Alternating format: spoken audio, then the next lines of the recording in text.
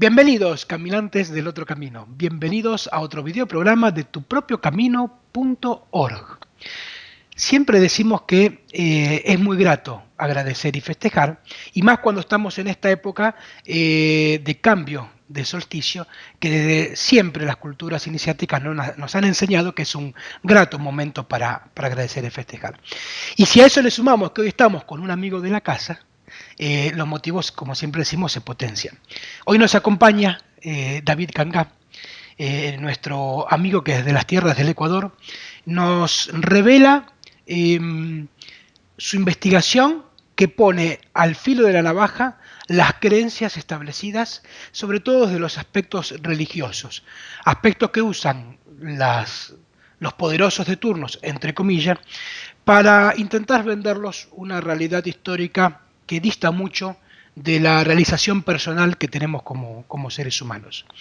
Quiero aprovechar también, antes de ya directamente ir a saludarlo a David Cangá, enviarle a David Parceriza, nuestro otro amigo, un saludo porque en esta fecha se ha estado cumpliendo años y porque es quien nos facilitó el contacto que hoy estamos teniendo. David, entonces, Parceriza, un saludo desde tupropiocamino.org, feliz cumpleaños. Y ahora sí, David Cangá, ¿cómo estás? Buenos días. Hola Cristian, ¿cómo estás? Bien, un gusto Eh, tenerte nuevamente por acá. Gracias nuevamente a ti por tenerme en cuenta otra vez para otra entrevista y quiero, al igual que tú, aprovechar para enviarle un saludo de cumpleaños a David Parceriza, aunque también lo hice por Facebook. Bien, bueno, siempre es grato estar entre amigos y más cuando tenemos la suerte de que el punto en común, el punto de encuentro es develar esa verdad oculta al ser humano. O sea, creo que eso enaltece mucho las actividades, digamos. Sobre todo en estos momentos de transición en donde cada día lo que vemos es que hay un estado de violencia cada vez mayor, digamos, no solamente a nivel social, sino a nivel de las personas, ¿no? Un estado como de mayor vaciamiento en cuanto que ya no le funcionan sus creencias religiosas, ya no le funcionan sus creencias políticas, ya no pueden creer ni siquiera en eso que parecía tan firme como es la ciencia, cuando te das cuenta que nos venden negociados en realidad y un montón de cosas. Y ahí, David, es donde tu investigación viene a darnos mucha información. Pero antes de entrar de lleno en tu trabajo, quería preguntarte algo, ya que esto es un encuentro donde tenemos la oportunidad de conocerte mejor. Quiero preguntarte algo que parece muy simple, pero estoy seguro que a la gente le va a interesar. Y es, ¿quién es David Cangá? Bueno, soy ecuatoriano, nací en Guayaquil, tengo 35 años, mm, soy egresado de la carrera de Contaduría Pública en Administración de Empresas y también tengo estudios realizados y terminados en inglés, lo cual ya me ha servido mucho.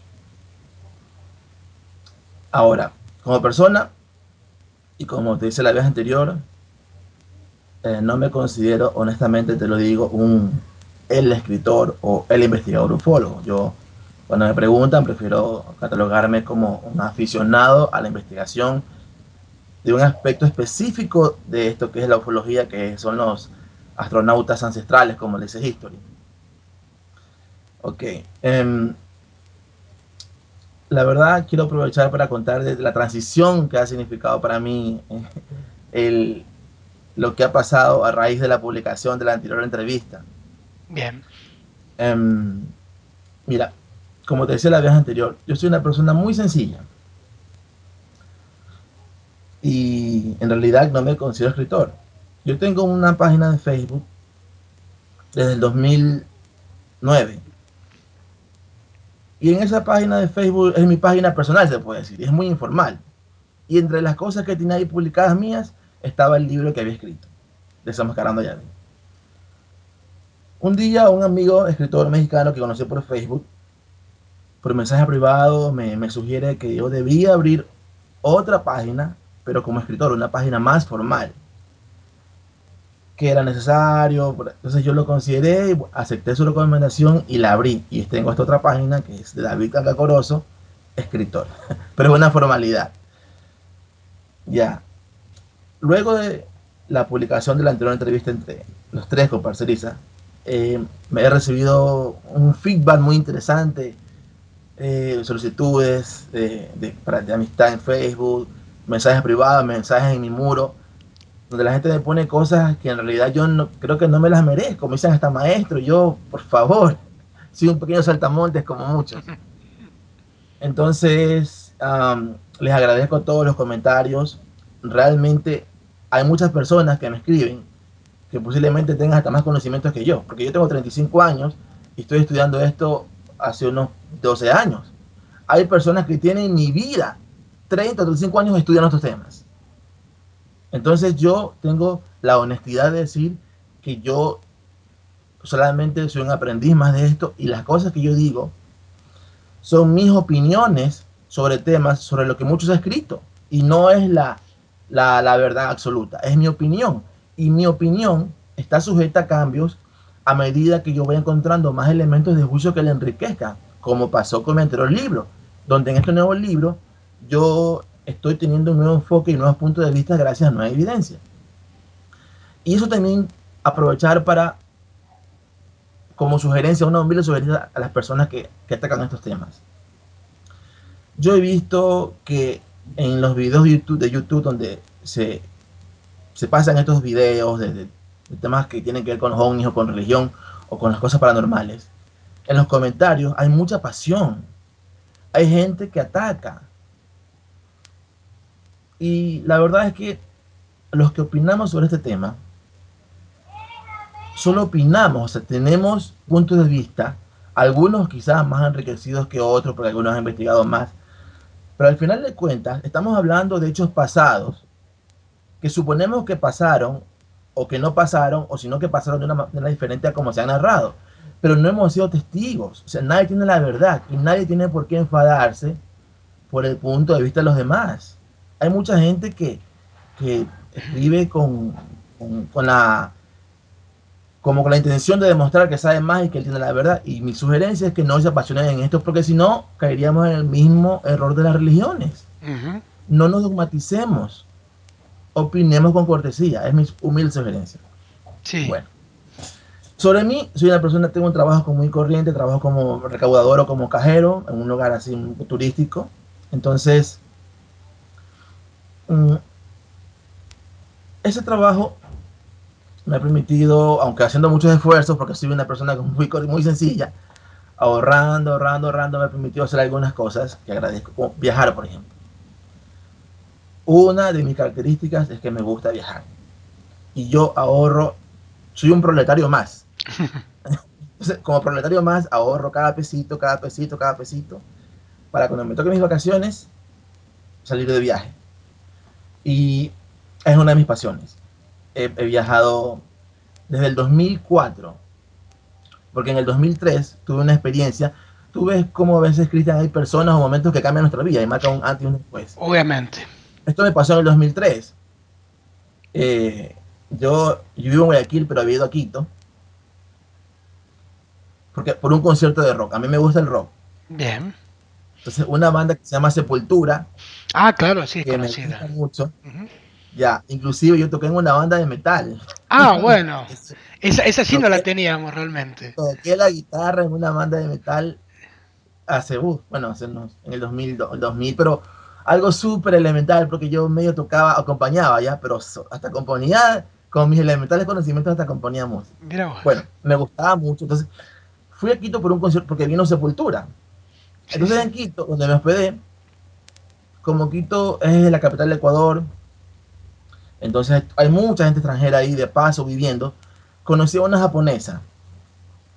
Entonces, conversando con ella, esta chica tenía como 5 años menos que yo, tenía como 22 años, tenía como 20 años, y a su corta edad, o sea, ella había nacido en Japón, estaba estudiando en Estados Unidos, estaba de vacaciones de la universidad y aprovechó sus vacaciones para viajar por Sudamérica y bajó México, Honduras, Panamá y conocía varios países de América y varios países del mundo a Mira su vos. corta edad.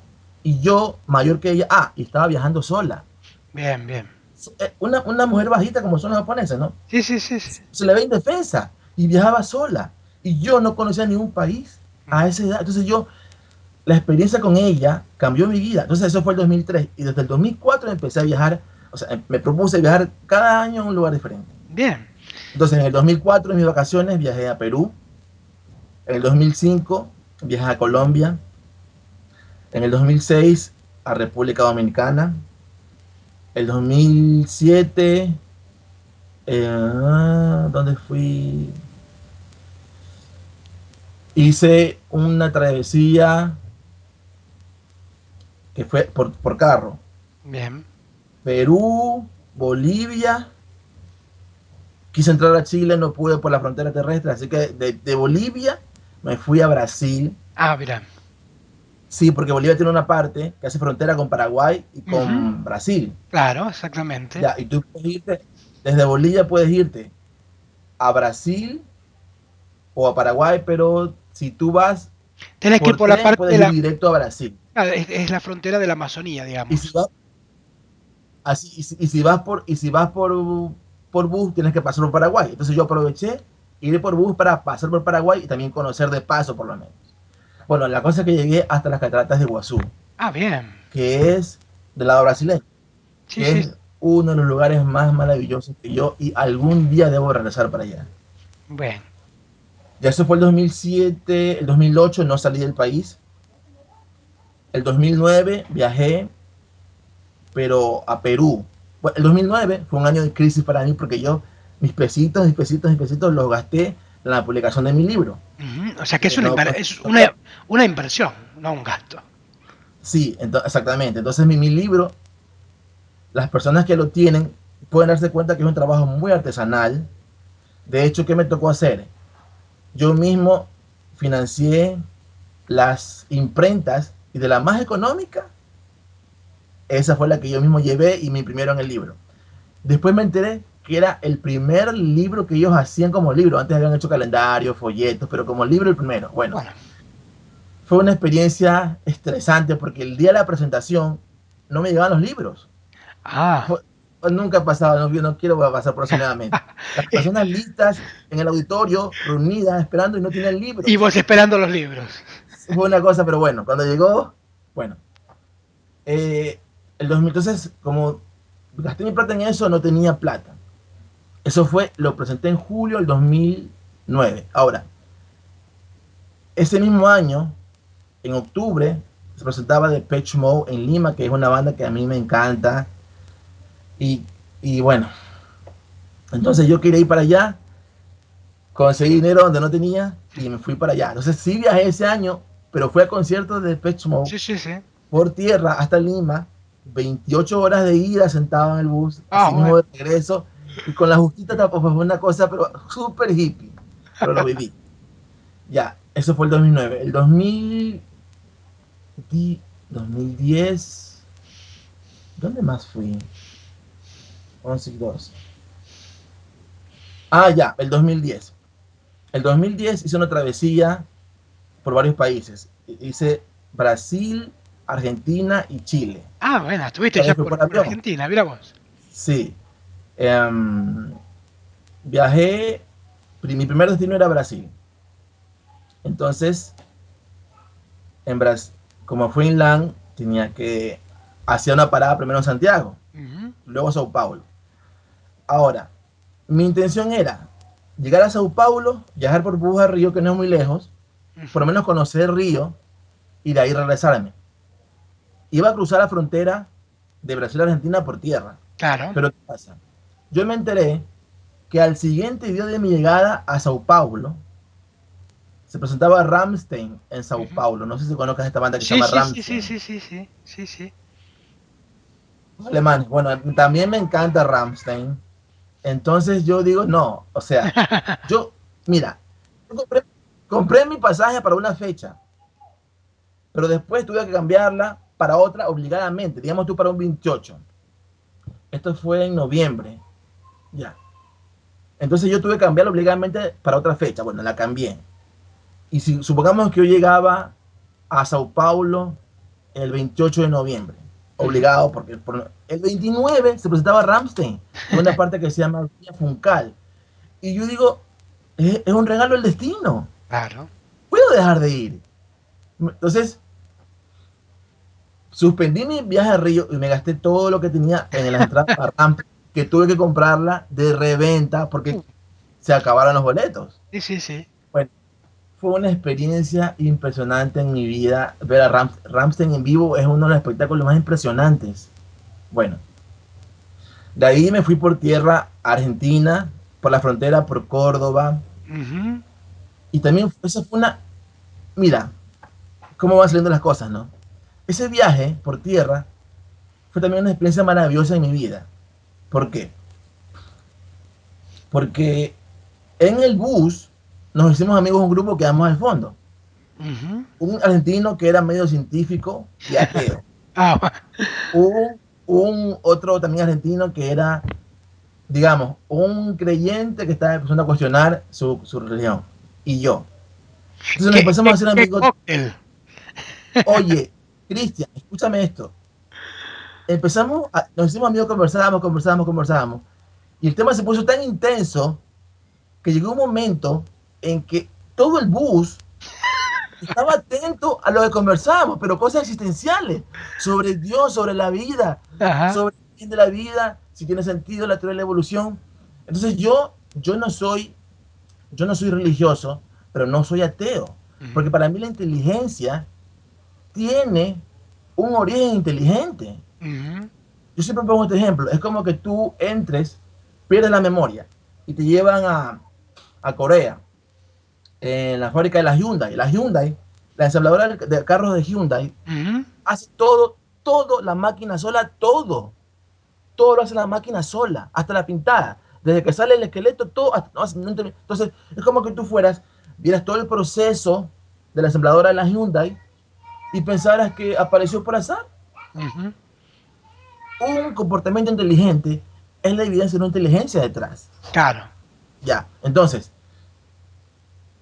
los ateos piensan que no, Ujú.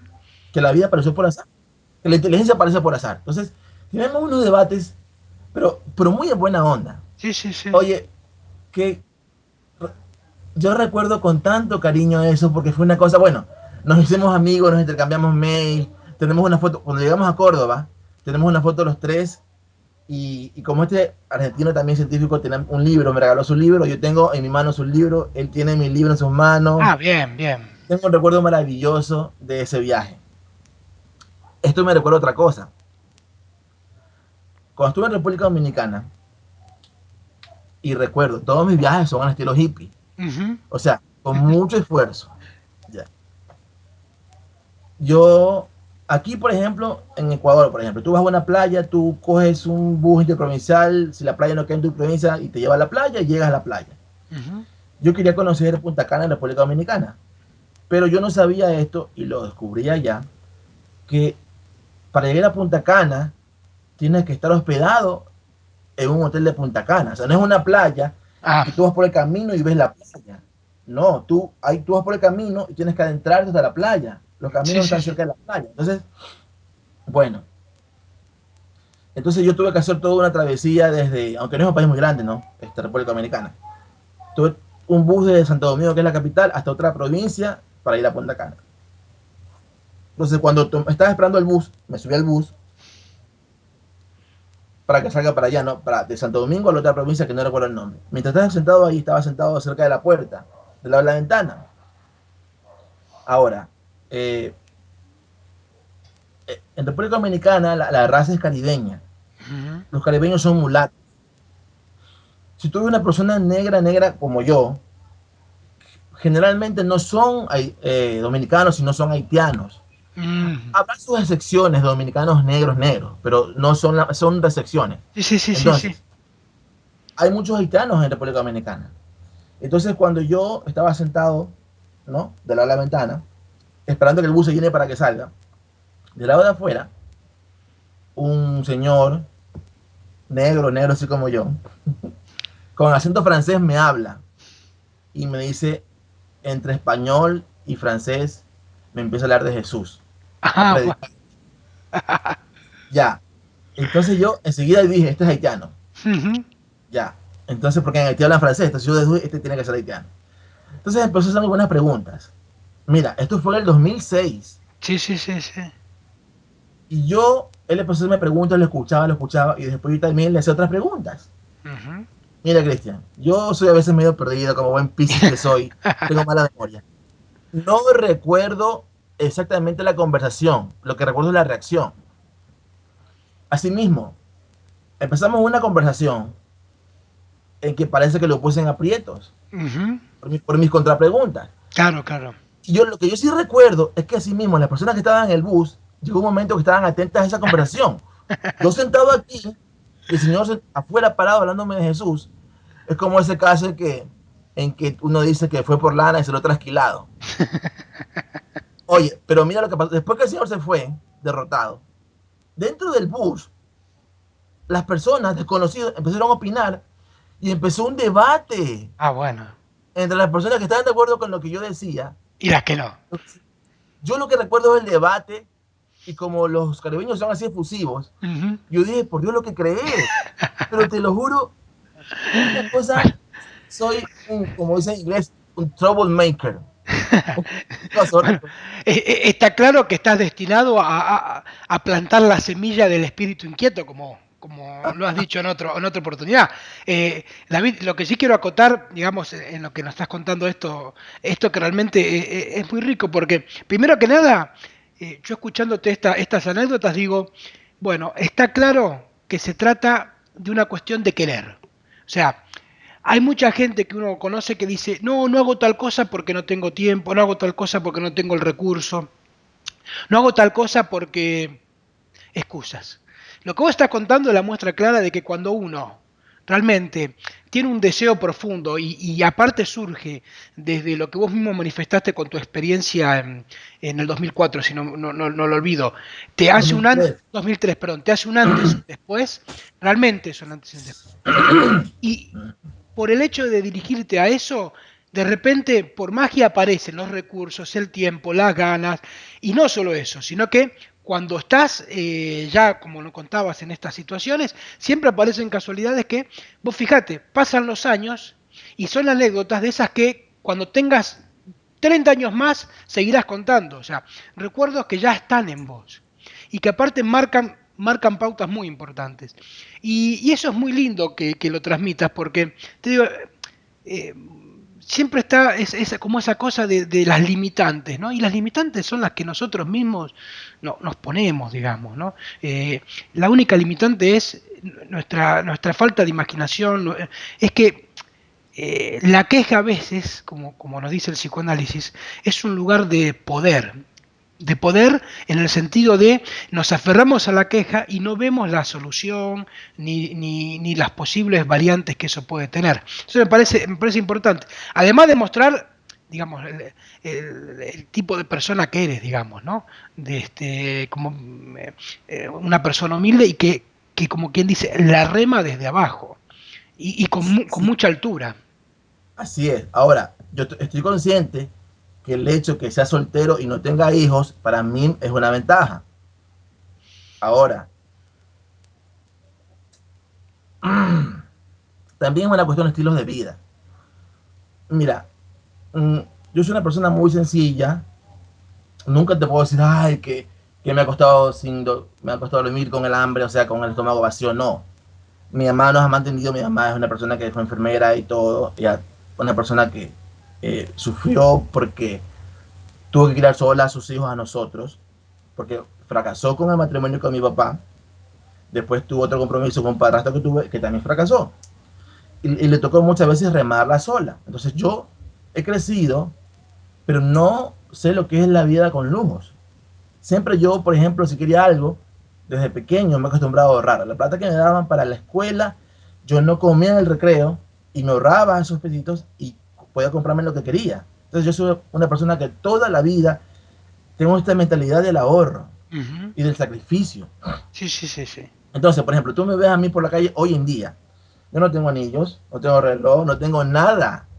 Yo ando a pie y siempre estoy así buscando ahorrar, ahorrar, ahorrar. Entonces, mi mamá me dice que soy tacaño, pero bueno, he sido ratito. Es cuestión de perspectiva. Claro, esto, Entonces, esto depende cómo se lo vea. ya, hay personas que no están acostumbradas a eso. Hay personas que han tenido buena vida y les cuesta ahorrar.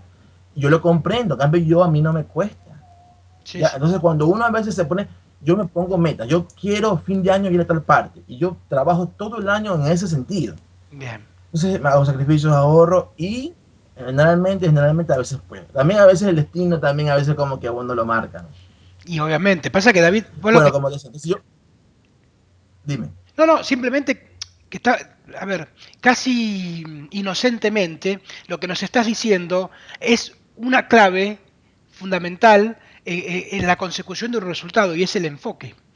Digamos, vos lo dijiste, cuando vos tenés un resultado claro, o sea, tenés muy claro a dónde querés llegar, todo lo que hagas, sin importar qué, es en función de eso. Y es importantísimo ese mensaje, David, muy importante. Y te agradezco que lo digas. Ya, claro, para que al público le quede claro que soy una persona como ustedes, común y corriente. No soy el escritor famoso. O sea, mira, si tú entras a mi Facebook, David Anga Corozo, tú vas a ver que tuve un par de entrevistas en la televisión. Cuando publiqué mi libro, tuve la suerte de que me invitaron a un programa que toca un tema más bien el tema espiritual, pero bueno, también despana un poco los ovnis de paso, ¿no? Entonces, bueno, me invitaron y eso fue un mes antes casi de la publicación de mi libro, aproveché para la publicidad. Entonces, estaban esas fotos ahí. Y luego, el año pasado o antepasado, no me acuerdo, también que es un programa más bien de farándula, pero a veces tocan otros temas y me invitaron, o sea, le dieron mi nombre y bueno, también está en la televisión. O sea, tengo algunas fotos de cosas con la televisión y un par de cosas también con la radio. Tú los ves en mi Facebook, ¿ya? Pero eso son cosas excepcionales en mi vida, no es mi vida diaria. Mi vida diaria es la de un laborador, como dicen ustedes, un proletario, una persona sencilla. Uh -huh. Entonces no se fíen por esas fotos. David Canga es uno más de ustedes. Está bien, bueno, es bueno. Claro. Ahora, David, a medida que estamos conociendo más, igual a ver, ya que nos contás que tanto te gustan los viajes, ojalá uno de los próximos que a futuro nos cuentes sea un viaje acá a Argentina para algún congreso que pueda llegar a surgir respecto de los temas que estamos tratando. Ojalá.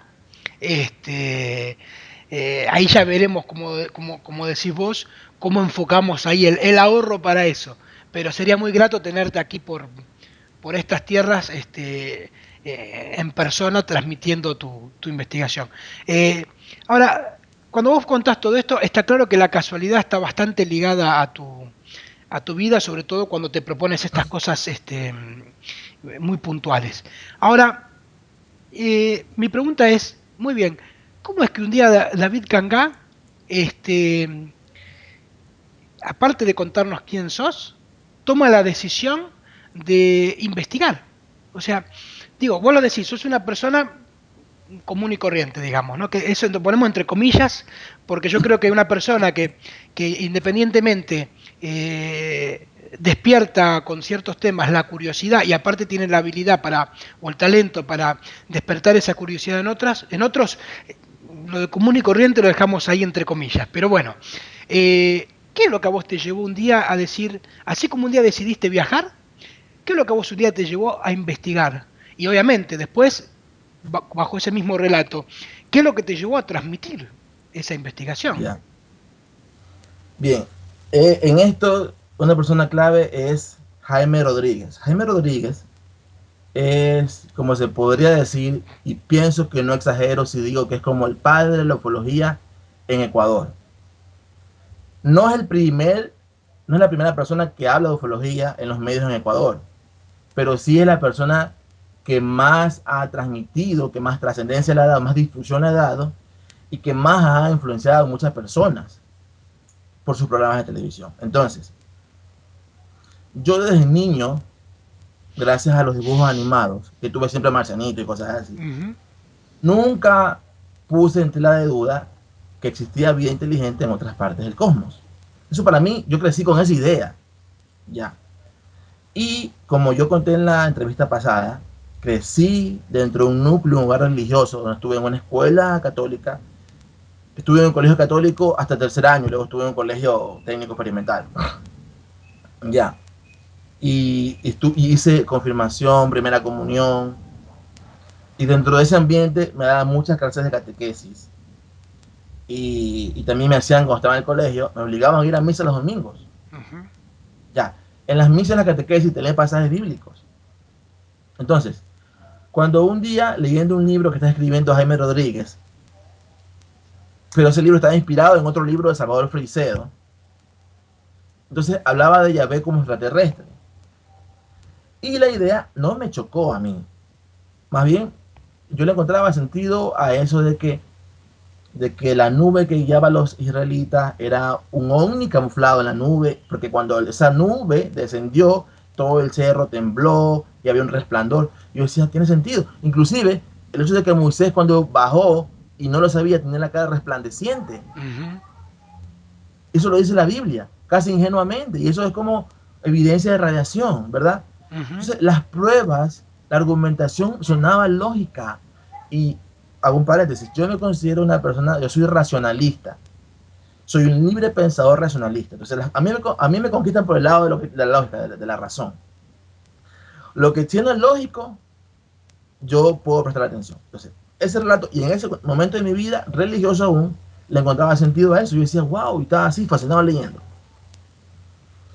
Cuando en otra parte del libro habla de un aspecto de Yahvé como extraterrestre y como evidencia de que no puede ser Dios o el Dios del cosmos, el libro toma un pasaje bíblico, lo copia textualmente, en donde esto está en Números, en el libro de Números, no me acuerdo exactamente ahora el capítulo y versículo, pero dice que iban por el desierto los israelitas, era día sábado, se encuentran un hombre que estaba recogiendo leña.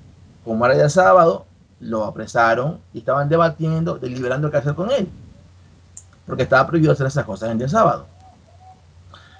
En medio de las deliberaciones interviene la deidad y dice, no pierdan el tiempo deliberando, él tiene que morirse. Sáquenlo afuera del campamento y que toda la comunidad lo apedree. Mire, hagamos los que salieron de Egipto eran 600.000 personas. Había también extranjeros ahí, pero digamos que de esas 600.000, unas 500 lo hayan apedreado a ese pobre. O sea, ya. Digo, por favor, cuando yo leí eso, yo digo, pero ¿esto qué es esto? Esto no puede ser. De todo lo que había leído, eso a mí me chocó. Claro. Ya, ¿por qué? Yo decía, a ver, sin todo mi tiempo de religioso, con tanta catequesis, misa, entonces, a mí no me han hablado de esto no puede ser cierto. Entonces yo lo que hice fue, con mis dudas, porque no quería creer, buscar una Biblia para verificar, comprobar, y efectivamente estaba ahí. Entonces ahí yo, por favor, me di cuenta del engaño, o sea, que en todo ese tiempo a mí no me hayan hablado de eso, es obvio que hay una campaña de ocultamiento. Sí, Mira, sí. quiero aprovechar esto para contar una anécdota.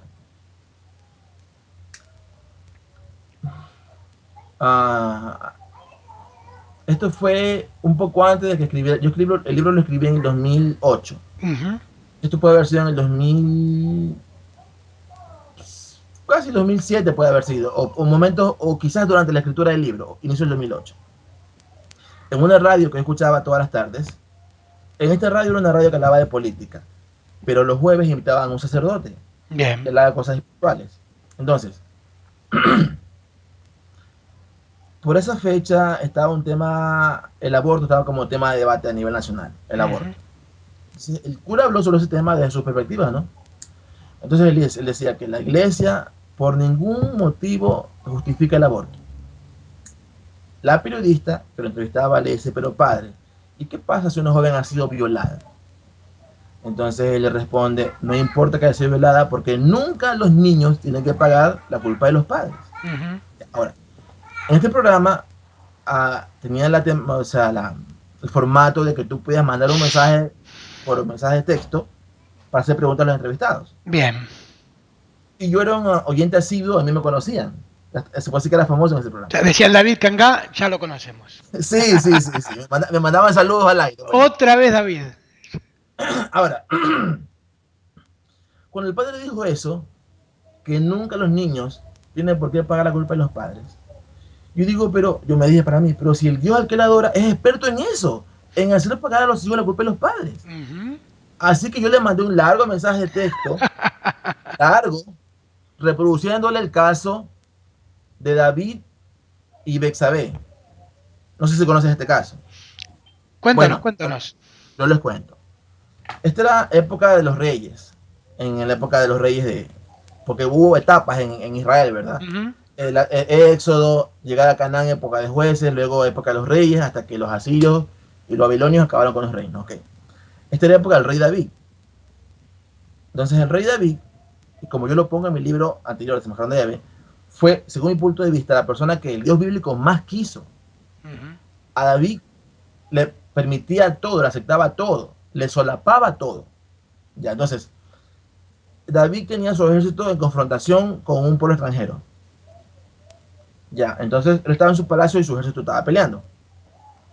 Cuenta la Biblia que él estaba un día en lo alto de su palacio y de ahí ve en una zona vecina a una mujer que se estaba bañando y la deseó.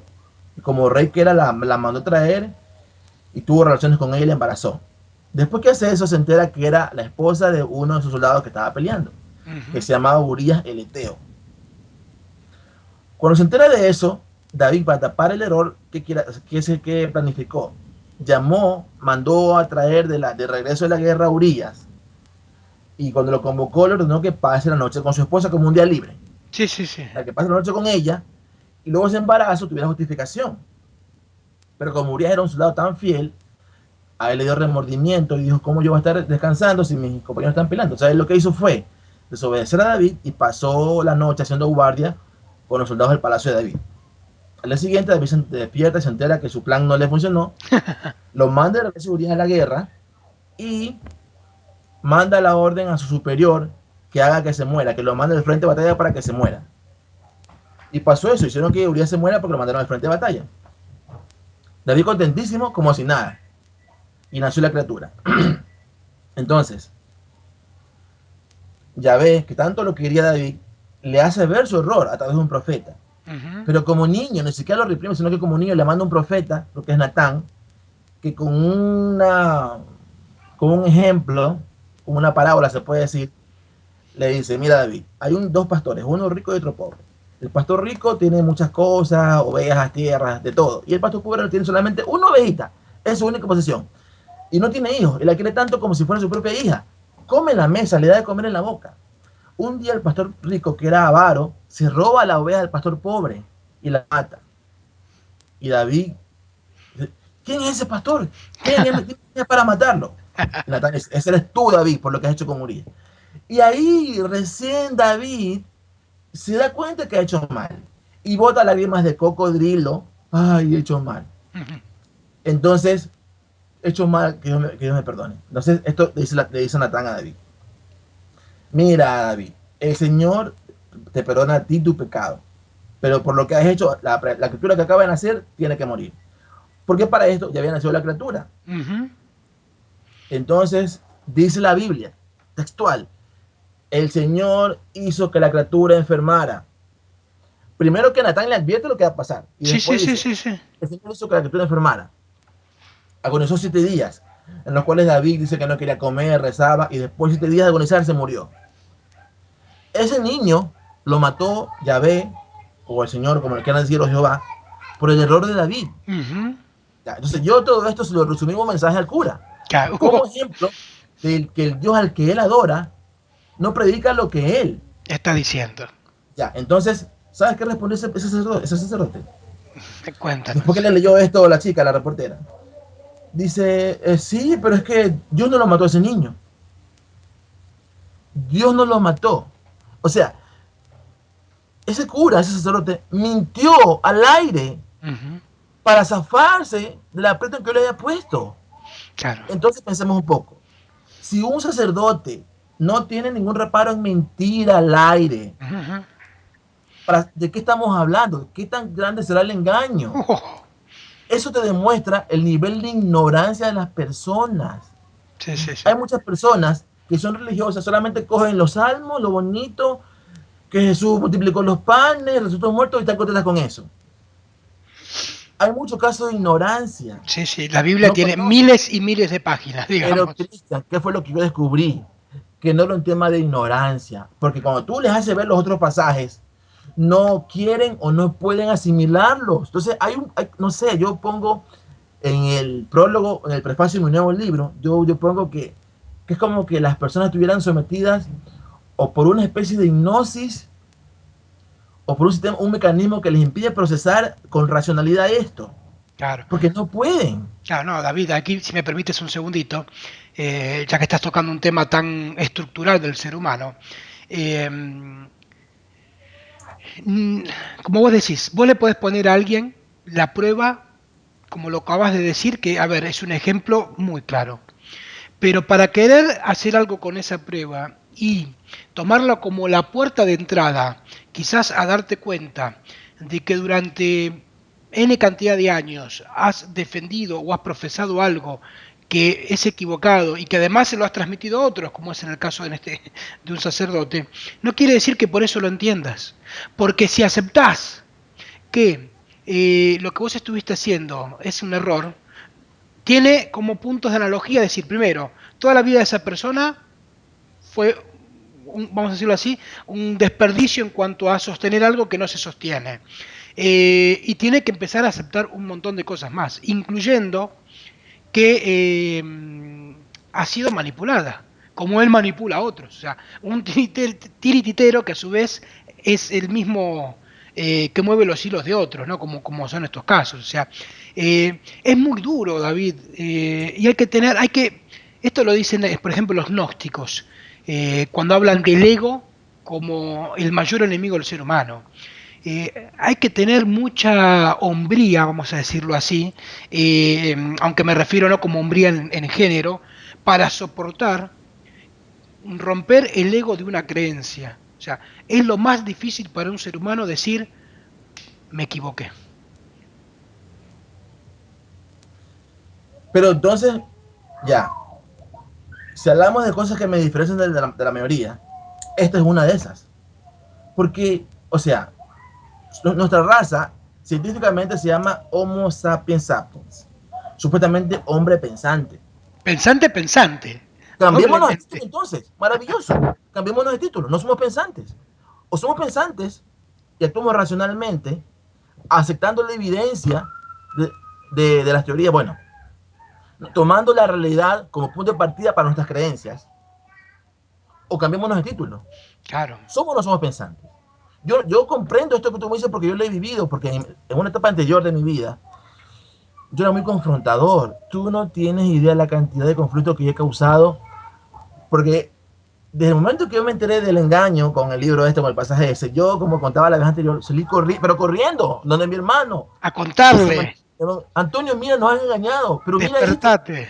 no me jodas aquí, sale de aquí, no me importa, sal de aquí. Yo decía, bueno, quizás él. Y después yo quería ser como predicador, revelando, miren, nos han engañado. Y ahí fui descubriendo que, que yo era un caso atípico. O sea, a mí se me importó descubrir el engaño y no quería vivir más en eso. Entonces, si hay algo que me diferenciara de lo demás es esto, que yo, y así como esa vez, yo dije, me he equivocado, perfecto, cambio mi paradigma. Así mismo ahora en mi nuevo libro, me equivoqué, cambio mi paradigma, no tengo ningún problema en reconocer estaba equivocado. ¿Cuál es el problema? Hay cosas más Claro, importantes en la vida que reconocer que estamos equivocados. Inclusive yo puedo escribir este libro y después de 20 años más cambiar mi punto de vista. totalmente. ¿Cuál es el problema? Para mí, o sea, para mí es una cosa, no sé, Es pero que tú tienes razón. Es que David, vos fijate, por ejemplo, lo que nos enseñan las culturas orientales cuando nos dicen que el verdadero conocimiento se adquiere a través de la flexibilidad. Lo muy rígido se rompe muy fácil y lo muy blando no tiene sustento. Y esto pasa con nuestro psiquismo. Vos fijate, vamos a tomar una palabrita que vos nos decías al principio cuando decías que te gusta investigar los temas que tienen que ver con la arqueología ancestral y su vínculo con la ufología, por ejemplo. Vos pongamos el caso de que toda esta ciencia ortodoxa dura, que por ejemplo a través de la arqueología defiende que las pirámides fueron hechas con a latigazo y con egipcios arrastrando las piedras. ¿Cuántas pruebas hay? Ya a esta altura es casi irrisorio decir las pruebas que hay para mostrar que eso no, o sea, tiene menos sustento la teoría oficial que las teorías, vamos a decirle, extraoficiales. Tienen menos sustento. No se sustenta más que en una creencia de creer que esa es la teoría. Pero así Así. todo, vos fíjate, vos ponele lo que pasaría si oficialmente se diría, ¿saben qué? Durante miles de años nos equivocamos, la verdadera historia es esta. Se caen las creencias, se termina de caer la poca creencia que tiene la gente en determinadas cuestiones. Ni hablar de los libros y libros y libros y de los pensadores que también se derrumbarían como cartas de un castillo de naipes, digamos. O sea, y por sobre todo, y creo que es el punto de cuestión, eh, a la gente no le interesa cambiar muchas veces, lamentablemente, y eso hay que aprenderlo. Vea, esto lo decía Silo, el fundador del movimiento humanista, un personaje que tuve la gran suerte de conocer. Decía, si tu intención es seguir dormido o morir, yo no voy a hacer algo por cambiar eso, porque es tu decisión. Y hay gente que lo que le interesa, porque es mucho más cómodo creer en lo que otro te diga, que por tus propios medios, ¿sí? Básicos o como fuera, tratar de entender que las cosas no son como otros las dicen. Y aparte, no es la misma la responsabilidad de creer que Dios, para darle un título, es quien me bendice o me maldice, a entender que en realidad soy yo el que a través de mis actos, guiados por mis palabras, soy quien bendigo o maldigo mi vida. Creo que pasa un poquito por entender que es eso, que es mucho más fácil creer lo que otro diga a investigar. Y si no, como es entendible, una religión como la católica, que ha mandado a la hoguera gente, y es como si nada. No sé, David, Qué buen punto este que tocas, Cristian, porque mira, uh, yo cuando, digamos, pasé esta etapa de creyente católico a racionalista, pero yo era evolucionista. Yo creía en la teoría de la evolución. Entonces, estuve un tiempo así, hasta que años después, gracias a Jaime Rodríguez, conocí a otro gran hombre, un pensador chileno radicado aquí en Ecuador, que se llama Héctor Burgos Stone, falleció el año pasado. uh-huh. Una de las mentes más brillantes que yo he conocido. Entonces, este señor, historiador, es autodidacta, conocía alemán, hebreo y mucho de ciencia. Entonces, con él me topé con esto de que la teoría de la evolución era una farsa, era una hipótesis. Claro. Ni siquiera alcanzaba el rango de teoría. Uh-huh. Entonces, y después de leerlo a él, y con la misa que él me dio, se me cae otro mito. O sea, yo primero fue un despertar del engaño de la creencia religiosa. Y luego la científica también fue otro engaño. Ya, ese fue mi primer contacto con eso. Yo escuché y leí la evidencia. Bueno, ahora, y esto es lo que pasa porque con los religiosos, bueno, ahí operan más bien temas emocionales. Pero en el campo de la ciencia ya hay un problema mayor. Claro. Ellos se erigen como el ejemplo de la racionalidad, del sentido común, de la evidencia, de que son apegados a la evidencia. Entonces, ¿qué pasa? Después de despertar, he comenzado a leer y me he encontrado con una cosa que no me imaginaba. O sea, y descubrí lo que es el establishment científico. Uh-huh. O sea, dogmas no solamente en el campo religioso, hay dogmas científicos. Totalmente, David, así es. Hay un gran libro. No sé si es que uno lo puede encontrar en español. Yo tengo la versión digital en inglés y yo se lo regalo a quien quiera. Hay dos científicos que se llaman Michael Cremo y Richard Thompson. Bueno, el científico es Thompson, Cremo es un investigador ya. Escribieron un libro que se llama Forbidden Archaeology, Uh-huh. de más de 900 páginas. Perdón. En este libro ellos lo que reunían es como un trabajo periodístico de casos documentados, todo el proceso en que un científico encontraba evidencia arqueológica, la cual, sometida a las pruebas estándares básicas de la ciencia, demostraban antigüedades o ubicaciones que contradicen la teoría de la evolución. Ujú. Como por ejemplo, un, un fósil de hombre moderno, de Homo sapiens, pero un extracto geológico que le da una antigüedad de 1 millón de años. Claro. Imposible. Que estos son Ya, entonces, los famosos aparatos, o mejor dicho, que se, fuera de tiempo, los OPARTS, si no me equivoco. así es. OPARS, así es. Ok. Entonces, este libro está lleno de casos así, de procesos del descubrimiento, el intento de publicación y la persecución a la censura. Ujú. Ya. Como ese libro estaba lleno, estaba el caso, pero también estaban, por ejemplo, tablas y cosas muy científicas, hicieron una versión más comercial a la que le pusieron el nombre en español, La historia oculta de las razas humanas. Ujú.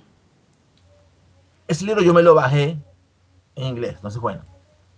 Y yo me he encontrado con cosas que son impresionantes. Hay un caso que es icónico, quizás muchos ya lo han conocido, el caso de una geóloga americana que se llama Virginia Steen McIntyre. Esta señora, en el año de 1962, si no me equivoco, fue invitada porque estaban haciendo unos trabajos en México, en una parte que se llama Huella Tlaco. Ujú. Entonces, invitaron a unos geólogos americanos, ¿no? Como ayuda. Entonces, encontraron cosas como utensilios, se llaman, vasijas, cosas así, pero la ciencia, para datar, cuando son casos de organismos, puede usar la prueba de carbono. Claro. Pero si son cosas que son cosas materiales, ahí lo que usa es la geología. Porque Ujú. la geología ha determinado que las capas tienen edades. O sea, Los cierta extractos, edad claro. es una edad geológica, ¿verdad? Ujú. Entonces, son dos pruebas de muchas que hay, ¿no? A estos utensilios le hicieron todas las pruebas posibles y reconocidas, como 5 pruebas. Y todas dieron para el lugar y por ende para los objetos una antigüedad de, si no me equivoco, son 250.000 años. Claro. 250.000. Ahora, la teoría que hasta hoy se enseña es que la población de América, del continente americano, no es autóctona de aquí, sino producto de migraciones, Ujú. por el estrecho de Bering o las más modernas que por el mar desde Asia, ¿verdad? Sí, sí. Ya, ahora, la antigüedad, los científicos ortodoxos se marginan, se manejan entre rangos. Los que son más de mente abierta, 20.000 años. Y los que son más duros, hasta 12.000 años. Pongamos el rango mayor, 20.000 años, o sea, hace 20.000 años empezaron esas migraciones, lo cual indica que no puede haber ningún rastro de proceso humana de más Anterior. antigüedad que 20.000 años. Ujú. Compara 20.000 años como lo aceptado con los 250.000 años de esto encontrado. Pero antigüedad a la que se llegó después de todas las pruebas, 5 pruebas. Sí, Ok, sí, sí, sí. entonces, Virginia, ingenua, no conocía cómo funcionaba esto. Ella muy emocionada. Ahora, ¿cuál es el proceso científico de publicación? Mira, esto del Nobel, que te dan las pruebas, no es que tú, una persona descubrió algo, no, es un Sí, sí, proceso. sí, claro. Un científico hace un descubrimiento y el paso siguiente es la publicación de ese descubrimiento en En una el, revista científica, como Nature. exactamente. Ahora, pero para que te publiquen a ti eso, Ujú. tú mandas el artículo y eso recibe crítica anónima de otras personas en el ámbito científico. Ujú. Y si esas personas anónimas lo aprueban, te lo publican. Y después que se lo publican, lo difunden y si depende de la relevancia de la trascendencia, puede, digamos que aspirar a recibir un premio como un Nobel. Ahora, el filtro está en esa crítica anónima de la publicación, lo que se Obviamente. impide que lleguen a publicarse cosas así. Exacto. Entonces, Virginia Steve McIntyre estuvo 2 años tratando de que se publique su artículo y no entendía por qué no se lo publicaban. Ujú. Eso no demora tanto. En ese lapso, ella se enteró por chismes de que sus amigos y colegas a sus espaldas la catalogaban de ignorante, de buscadora de fama, de estúpida, de loca. Ujú. Un ataque que yo no entendía por qué. Si lo que estaba haciendo es solamente aplicar el método científico tradicional, todas las pruebas reconocidas, y esas pruebas arrojaron eso. Sí, sí, sí, sí, sí. Entonces ella, bueno, fue todo un drama. Tú encuentras esto en YouTube. El tema es que hasta el día de hoy no lo quieren aceptar. Claro. Yo no entendía por qué, o sea, yo comprendo, como te decía, en las personas creyentes que se manejan más por cosas emotivas, pero la ciencia, y para mí no es normal. Para mí hay alguna inteligencia que opera y que manipula tanto a los creyentes como a los científicos. Ujú. Porque no es, o sea, yo comprendo un poco el ego, pucha, es que 200 años creímos en esto, tenemos que reescribir, pero bueno, un nuevo reto, bueno, yo comprendo que algunos, pero no la mayoría, no a ese nivel. Y tú en ese libro es maravilloso porque te encuentras con unos casos y estos señores hasta reproducen las cartas que se han mandado, ¿no? Por ejemplo, en Virginia le mandó una carta a una amiga, la verdad es que yo no me imaginaba esto, y todo su desazón, entonces es un libro impresionante. Sí, sí, sí. Y con casos así, ahora, ¿por qué la gente lo acepta? Entonces yo encuentro el círculo vicioso perfecto. Un grupo de gente, los que están en los rangos de poder, a los cuales no les interesa difundir las cosas que cambiarían el paradigma, y la mayoría de las masas a las que tampoco les interesa cambiar los paradigmas. Y estamos así. Ese es el punto. Fíjate, David, que la religión y la ciencia, que parecen opuestas entre sí y que siempre se las busca confrontar, como que es o sea, o es religioso o es científico, nos muestra en esa dialéctica, como toda dialéctica, que tiene un foco en común, y tanto la religión y la ciencia, como bien decís, se basan en una creencia. La Así es, ciencia es una creencia así es, racionalmente aceptada, o sea, la así curia es. científica es quien maneja todo esto. Vos fíjate que para que algo pase al mote de científicamente comprobado y con eso pasa a ser automáticamente símbolo de verdadero, como vos decís, tiene que pasar por un montón de filtros que descartan todo aquello que lo ponga en duda. Entonces, es Y lo mismo. el smithsoniano en Estados Unidos es, digamos que la catedral de esto. Sí, sí, es lo mismo que, escuchame, lo mismo que vos contabas con la iglesia cuando decía, te leen todos los párrafos bonitos de la Biblia, pero no te leen todos aquellos que los ponen en duda. Bueno, la ciencia hace lo mismo. Por eso creer que cuando pasamos del oscurantismo religioso, la humanidad cambió el paradigma, no, pasamos del oscurantismo religioso al oscurantismo científico. Y estamos en una época de o sea, de una oscuridad científica en donde lo que intentan, como bien decís vos, es mantener ese círculo perfecto de a quienes no le interesa que los paradigmas caigan y a quienes no le interesan que esos paradigmas caigan. O sea, es lamentable, pero mira, David, yo estoy convencido, de que es un trabajo como el que hace el agua para desgastar la roca. O sea, De paciencia. es un trabajo de paciencia en donde quienes tenemos la convicción de que la realidad es diferente a la que nos cuentan, al menos diferente. No hay que defender teorías, ni la tuya, ni la mía, no, pero que lo que estamos seguros es que es diferente a la que nos los cuentan. En eso es el punto que enlazamos y compartimos. Tenemos que hacer ese trabajo de desgaste a esa piedra, desgaste con este tipo de información, con libros como lo que vos publicás, con entrevistas, con reportajes, con lo que fuera. Y acá es donde entra en juego, como para hacer el desencadenante dominó, lo que algunos científicos, porque también dentro de los científicos hay quienes intentan hacer una labor de mostrar que la ciencia también se equivoca, y donde nos muestran esta teoría de la masa crítica. ¿Sí? A través del experimento de los 101 monos y demás, donde dicen que hay que llegar a ese efecto de masa crítica también con estos temas para que se desbloquee, por así decirlo, y se transmita a nivel de vibración y de frecuencia en toda la raza humana estos temas. Y ese Ya, será pero la... mira, Sí, ahora, yo tengo este punto de vista. dale. Las personas que difunden estos temas controversiales, que se van en contra de lo establecido, Ujú. no deben o no debemos, según mi humilde opinión, aspirar a convencer a los demás de nuestro punto de vista. Estoy totalmente de No acuerdo. debemos aspirar a que esto no, o sea, hay un gran engaño, tenemos evidencia que nos sugiere que somos víctimas de un gran engaño. ¿Mi trabajo cuál es? Yo reúno la evidencia, la presento de la mejor manera posible y la muestro. Y cumplí. Supongamos que yo pudiera vivir 2000 años más. Supongamos. Me consigo lo que buscaba Gilgamesh, la fuente de la vida eterna. Ujú. Supongamos que consigo eso. Y en esos 2000 años de vida no veo que cambie nada. No debo sentirme desanimado ni defraudado, No, no, porque no. no es mi misión cambiar. Mi misión es difundir. Al que le llegue, le llegará. Sí, Hay sí, personas, yo creo en el karma, hay personas que en esta vida no están destinadas a conocer esa verdad. totalmente. Otra cosa, yo creo que las personas han venido a este mundo para ser felices o tratar en la medida de lo posible de ser felices. Y hay muchas personas en que las cosas como están les hacen felices. Sus Totalmente. creencias les hacen felices. Ujú. Y tienen derecho a ser felices. Sí, sí. Yo por eso, en mi vida diaria, no toco estos temas. Como compañeros de trabajo, en mi familia. O sea, ellos saben en lo que yo ando, pero yo no les busco este tema. A diferencia de antes en mi madurez. Ahora soy menos inmaduro. Ya.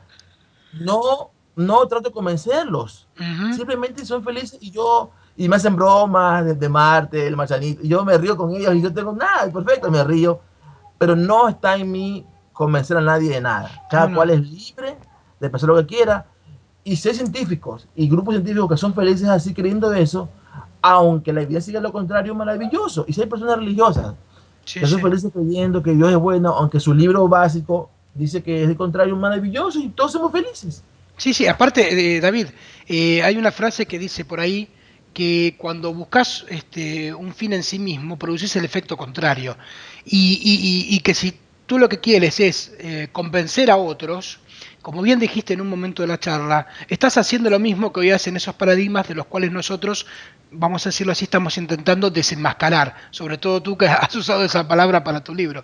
El secreto no es convencer, en todo caso, el secreto es en lo personal descubrir que hay una situación distinta a esa que nos han contado, uno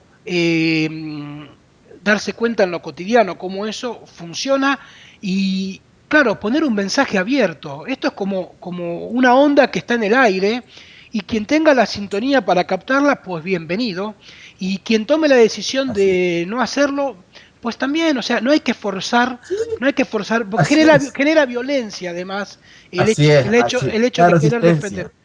Es como, por eso te decía que es un trabajo como sutil como el del agua.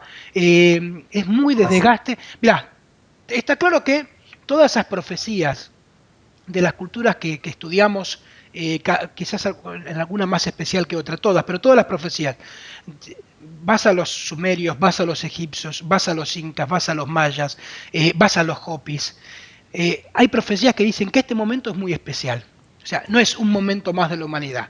Yo, en lo particular, cuando veo tantas cosas en común en distintas culturas, por lo menos le pongo el oído, digo.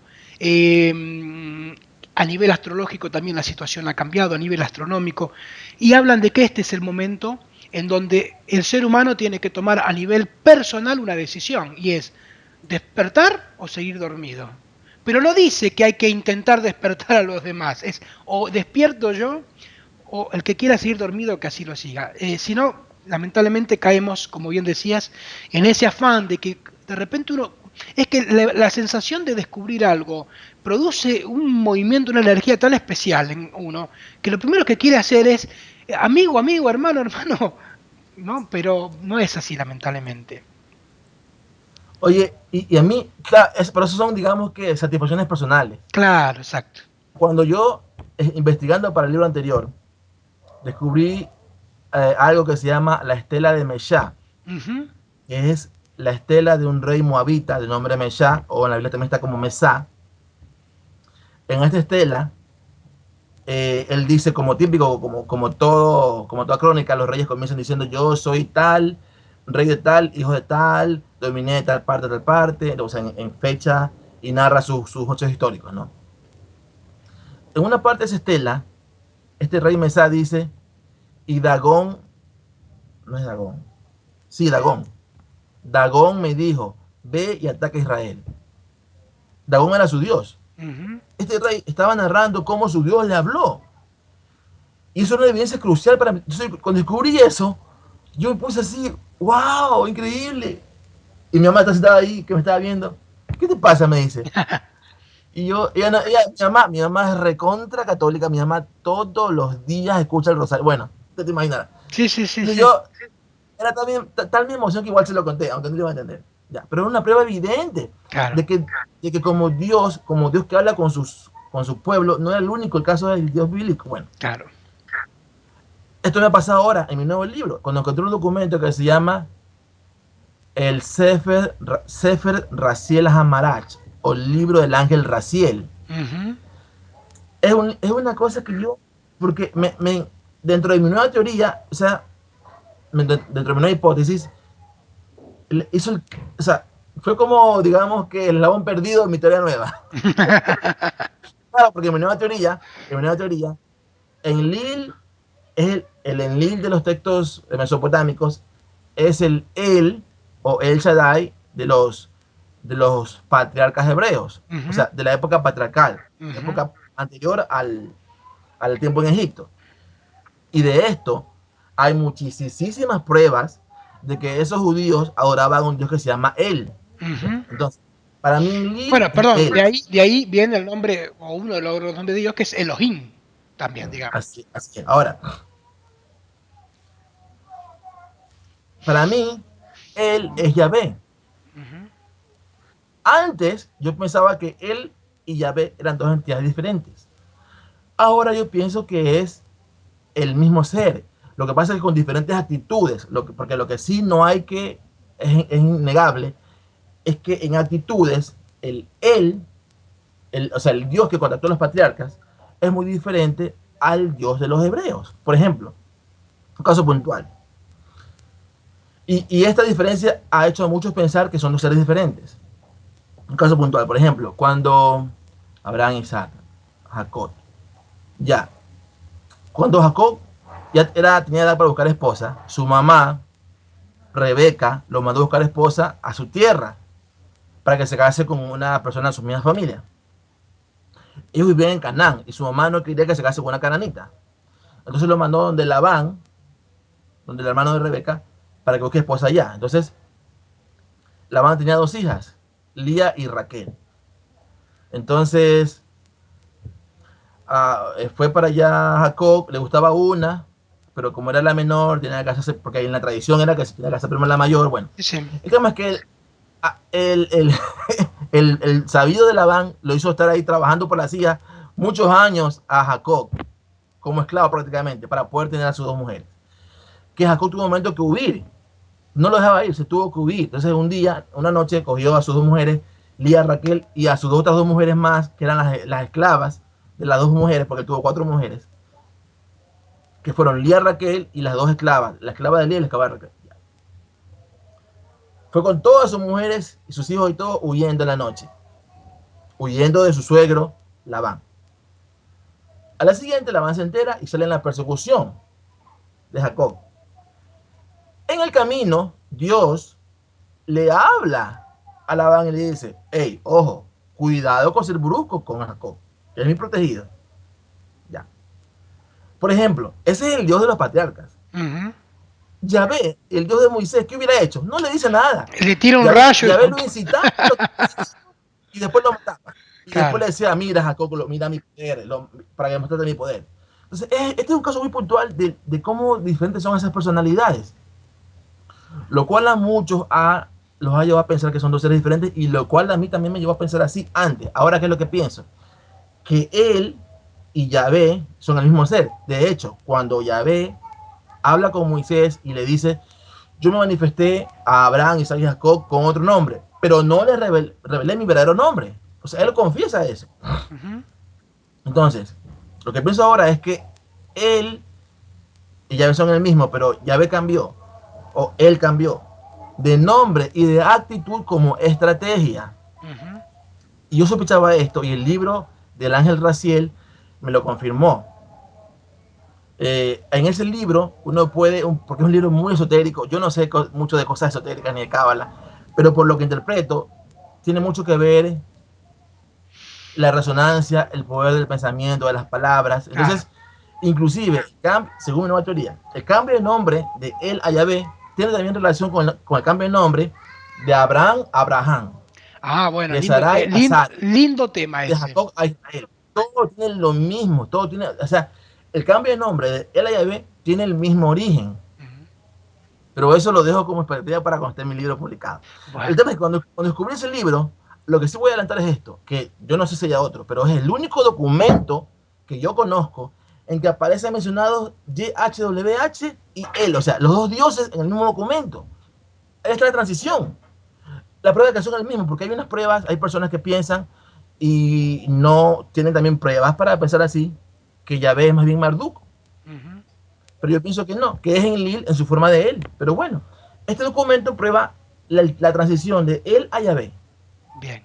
Y Bueno, cuando descubrí eso, de casualidad, yo dije, oh, aquí está todo, cierro el círculo con esto. Bueno, ya después lo verán en el próximo libro. David, esto que nos estás mencionando de tu nueva investigación respecto del arcángel Raziel, o del ángel Raziel, me hace acordar algo que hablamos en el encuentro anterior, que aparte mucha gente se ha interesado y nos pregunta, y es la relación también con otro personaje, arcángel, que es Gabriel.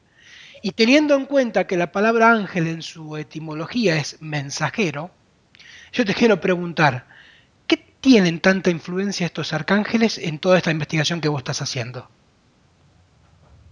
Ya, mucha influencia.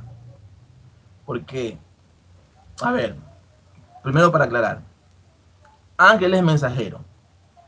Y la diferencia entre ángel y arcángel, hasta donde yo entiendo, es que los arcángeles eran los únicos seres que podían soportar la presencia de la deidad. Porque se dice que estaba tan poderosa que solamente los de más alto grado podían soportarlo, y eran los arcángeles. Ya. Gabriel, en algunas culturas le dicen arcángel, como los musulmanes, por ejemplo, y en otras le dicen ángel, pero es el mismo Gabriel. Ahora, yo soy de las personas que piensa, y yo estoy consciente que no todos en la ufología tienen esta postura, de que en gran medida, y no de todos, pero de un gran número de estos seres, su relación con los seres humanos, o sea, los extraterrestres, con los seres humanos, su relación es manipularnos. Ahora, en libros religiosos, en fuentes históricas de tú como Heródoto, Flavio Josefo, eh, eh, Diodoro Sículo, Diodoro de Sicilia, en mitos hay relatos de la intervención muy puntual de estas entidades para intervenir en el curso de la historia. Entonces, si uno ve toda esa evidencia reunida, en mi caso, yo noto, para mí es evidente que, de otra forma, todo parece indicar que estas entidades buscan crear escenarios en donde el ser humano caiga en confrontación, en que se divida. Uno de los medios más efectivos son las religiones.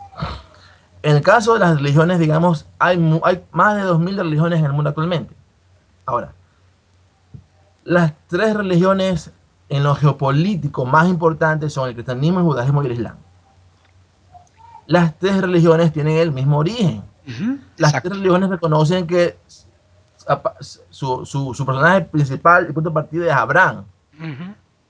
Ahora, en el caso del judaísmo, Gabriel aparece mencionado por primera vez en el libro del profeta Daniel. Mira, el libro de Daniel es un libro muy importante con lo profético. Es como el Apocalipsis, pero el Antiguo Testamento. Gabriel hizo revelaciones que, según muchas personas serias y no necesariamente religiosas, predecían eventos del futuro cercano y lejano. Por ejemplo, eso, cuando Daniel escribió su libro, era la época en que los judíos eran cautivos de Babilonia, gobernados por los babilonios. El imperio babilonio cayó por la invasión del imperio persa, guiado por Ciro. Después los persas fueron sometidos por los macedonios, guiados por Alejandro Magno. Y todas esas cosas las anticipa Gabriel. Perdón, Daniel, en su libro profético. Entonces, hay una visión muy famosa de Daniel que ve cuatro monstruos, son muchas, pero bueno. Tiene una visión en la cual él no puede entenderla muy bien. Y él había visto le escribe esto, un trono con un anciano sentado en el trono, con millones de seres sirviéndole. Un anciano de barba blanca. Y entonces,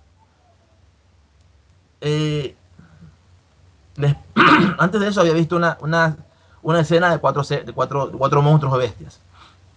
Como no entendía, él le pide a uno de los seres que adoraban a este anciano sentado en el trono que le explique esa visión. Entonces el que estaba ahí le dice: la cuarta bestia significa que en el futuro vendrá un reino, del cual saldrá un rey que intentará suprimir las festividades y la ley, pero Dios no lo permitirá. Gabriel tiene luego más visiones y nuevamente, como no entiende, convocan a alguien para que se lo explique. Y en esa nueva oportunidad, ahí aparece el nombre, Gabriel, explícale la visión. Entonces, le explica las versiones futuras. Mi teoría es que el mismo que le explicó el primero es el que le explicó después, Gabriel. Y si eso fuera así, Gabriel, al decirle, en el futuro vendrá un rey que pretenderá suprimir las festividades de la ley, hay dos posibilidades que encajan en eso, en personas que hicieron eso. ¿Tú quiénes piensas que pueden ser? Bueno, Una es Jesús. exactamente. Pero hubo otro antes, que es Antíoco Epifanes. Y en la época de Antíoco Epifanes, son los famosos los macabeos, porque los macabeos resistieron eso. ¿Se acuerdan que Antíoco, para profanar el templo, hizo que a una cerda que la sacrifiquen? Un cerdo es un animal impuro para los judíos. Exacto. Ya, ahora. Pero más allá de si se refería, ¿a cuál de los dos se refería? Porque tanto Antíoco como Jesús después intentaron hacer eso, suprimir la festividad de la ley. Antíoco no lo consiguió, pero Jesús sí. ¿Verdad? Exactamente. Ahora, si fuera Gabriel ese el que le dijo esto a Daniel, entonces aquí tenemos a un Gabriel en una postura pro-judía. ¿Sí o no? Este mismo Gabriel es el que siglos después anuncia con bombos y platillos el nacimiento de Jesús, que haría justamente eso, suprimir las festividades de la ley. Inclusive Jesús una parte dice, la ley y los profetas llegan hasta Juan Bautista. Y Juan Bautista nació primero que Jesús. Ya. Entonces, dentro de este panorama tenemos a Gabriel jugando para dos bandos. Porque anuncia que eso no pasará, que no permitirá que nadie suprima las festividades de la ley, y luego anuncia como un platillo el nacimiento del que lo haría. Ya. Luego de 600 años, un poquito más, Gabriel aparece y a un señor llamado Mahoma le dicta, alguna persona explica a la fuerza, el Corán. Y a raíz de ese evento surgiría una nueva religión, el Islam, con puntos encontrados, tanto con judíos y católicos. Aunque siendo justo, y yo te digo esto, no soy un experto islámico, pero yo me leo el Corán y hablo desde ese punto de vista y lo he analizado. El Corán tiene una postura conciliadora, tanto con católicos, con cristianos, perdón, y con judíos. El Corán los invita, el Corán reconoce, el Corán dice en una parte, judíos y cristianos, vuestro Dios es nuestro Dios. Para los musulmanes, aunque en su libro su Dios aparece mencionado como Alá, en personalidad, en esencia, es el mismo ser mencionado en las escrituras hebreas y la Biblia cristiana. Totalmente. El que sacó, Adán y Eva, el de las tribus, el que rescató esto a los israelitas, es el mismo Dios. De hecho, el Corán dice, nosotros hemos enviado a todos los profetas. A cada pueblo le enviamos un profeta que habla en su idioma. El Corán, y ya mismo llego a la parte de mi nuevo libro que hablo de eso, y es una cosa fascinante. Bueno, entonces, para los musulmanes, Jesús es importante. Claro. Esto. Y María es importante para ellos, es muy importante. Lo que ellos no toleran es que se lo considere como Dios, porque para ellos Dios no tiene ni hijos ni asociados, textualmente así, ni hijos ni asociados. Pero para ellos Jesús fue un profeta y fue el profeta anterior a Mahoma. Y según los musulmanes, los cristianos han borrado las partes del evangelio que hablaban de la venida de Mahoma. Pero más importante de la teoría, la cosa es que Gabriel, que le dicta el Corán a Mahoma, entonces tenemos a Gabriel impulsando 3 religiones, que si hiciéramos un recuento del número de muertos que han causado el enfrentamiento de religiones, es como, yo pongo este ejemplo siempre a mis amigos, es como que yo tengo varios hijos, soy un empresario famoso y tengo varios hijos. Y tengo, para hacer un ejemplo internacional, soy español y tengo un hijo en Barcelona, tengo un hijo en Madrid y otro en Sevilla. Ya, y tengo Tengo yo, mi más importante bien es un hotel de 5 estrellas en República Dominicana. Ese es mi más grande bien. Sí. Y a cada uno de mis hijos yo voy y les prometo que cuando yo me muera, el hotel va a ser de él. Entonces voy a mis hijos de Madrid y les digo, hijos, cuando yo me muera, toda mi fortuna y mi hotel va a ser para ti solamente. Voy donde mi hijo en Barcelona y le digo lo mismo, y a mi hijo de Sevilla le digo lo mismo. Y yo, cuando yo me muera, ¿qué va a pasar? Claro, se Yo va. sembré, yo sembré la discordia. Ujú, Y eso es lo que ha hecho Gabriel. ujú. Esto que yo te digo es lo que dicen esos libros sagrados. Yo no me estoy, nomás te estoy narrando. Yo lo que hago es interpretar. Por sentido común, si él hizo eso, ¿para qué? ¿Qué iba a conseguir con eso? Ahora, la veces adicional. Estos son casos los más conocidos, pero si tú te pones a buscar más, tienes más casos de intervenciones, no necesariamente de ángeles, pero sí de seres luminosos, así, que han intervenido, digamos, con personajes claves en la historia. Por ejemplo, cuando Alejandro Magno, en la famosa batalla de Gaugamela, derrota a Darío III, él después empieza la conquista de esta parte, ¿no? Siria y Egipto. Alejandro quería llegar a Egipto porque él se creía hijo de Amón. Y él pensaba de camino, se pensaba que el camino iba a conquistar Jerusalén. Pero en ese momento había un sacerdote que se llamaba, creo que se llamaba, no recuerdo el nombre, Jaudar, algo así. Dice que él salió a recibirlo a Alejandro a las afueras de la ciudad. Y Alejandro dejó a sus hombres y se acercó solo y se reunieron los dos. Dice que, bueno, esto supuestamente lo cuenta Pablo de Josefo, que llevó el rollo del profeta Daniel. Ujú. Este señor, el sacerdote en ese momento, se lo mostró a Alejandro para mostrarle cómo las profecías de Daniel habían anticipado su victoria. Y Alejandro supuestamente dijo esto: yo anoche tuve una visión de Dios que me mostró a un anciano de vestiduras blancas que me mostraría algo importante. Y este sacerdote estaba vestido, era un anciano, estaba vestido de blanco. O sea, hubo una entidad, si esto fuera cierto, que preparó las condiciones para que Alejandro no destruyera Jerusalén. Y Ujú. se cuenta que Alejandro fue bueno con los judíos. Ya. Eh, Tienes varios casos. Tienes, por ejemplo, el caso de Constantino. Como lo dije antes, y este es un tema muy polémico, pues hay personas que dicen que estoy loco por decir esto, que no es así la historia. Una, una fuente de la música dice que pasó esto. O sea, todos sabemos que geopolíticamente hablando, él necesitaba una religión que unifique su gran imperio. Ujú. La pregunta es por qué tuvo que coger al cristianismo. Si, por ejemplo, en la época de Diocleciano, en la época anterior a él, por ejemplo, en Diocleciano, todos hemos visto las películas en que los cristianos eran lanzados a los leones, ¿verdad? Claro. Eso pasó, eso no es invención, porque los cristianos eran perseguidos al comienzo. Ujú. ¿Ya? Entonces, era una religión minoritaria, no influyente. La pregunta es por qué él, para escoger, tenía muchas. Inclusive, había unas más influyentes que no se puede decir que era la que todos seguían, pero si escogemos la que tenía más seguidores, eran otras religiones. Pero él escogió esa, la religión de unos pocos, e insignificantes. Entonces, hay una versión que dice que él tuvo un sueño en que le dijo que tenía que seguir, imprimir las iniciales de Jesús en sus escudos y iba a ganar. Y así fue como escogió el cristianismo. O sea, tenemos Ujú. otra intervención sobrenatural que incidió en esto, porque mira, sin eso, sin ese suceso de Constantino escogiendo como religión oficial el cristianismo, Claro. no sería lo que es hoy el cristianismo. Esa fue la clave.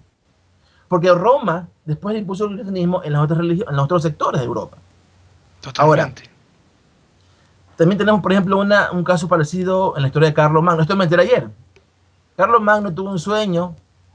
A través de ese sueño, él pudo conocer a la persona que le reveló los planes que estaban en contra de él para matarlo. Ujú. Tenemos otro caso. Tenemos el caso de Hitler. Mira, sin Hitler no hubiera habido Segunda Guerra Mundial. O sea, a ver, yo conozco, históricamente había un resentimiento en el pueblo alemán porque salieron mal parados de la Primera Guerra Mundial, de Totalmente. 1914 a 1918. Hitler aprovechó eso, incentivó eso para generar la Segunda Guerra Mundial. O sea, él que quiere conquistar Europa y el mundo. Él aprovechó el resentimiento del pueblo y buscó una excusa a los judíos, porque había una época de crisis económica, golpeó a los judíos. Bueno, se fueron dando las cosas para que él le diese como máximo líder y de esa posición influir. Ahora, cuenta de Hitler que tenía un poder como de seducción, como de hipnosis, que te hacía hacer las cosas más descabelladas, por descabelladas que sean, pero por el poder de su palabra.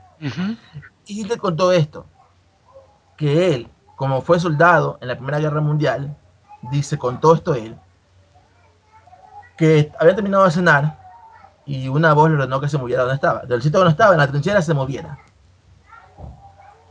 Y como fue como una orden, él obedeció. Caminó unos 20 pasos y luego de eso cayó un obús, una bomba, en el sitio donde estaba antes. O sea, esa voz le salvó la vida. Sin esa intervención no hubiera habido Segunda Guerra Mundial. Claro. Tenemos casos parecidos con Napoleón, con Simón Bolívar, de intervenciones sobrenaturales. O sea, es como que estas entidades intervienen en momentos clave de la historia para decidir.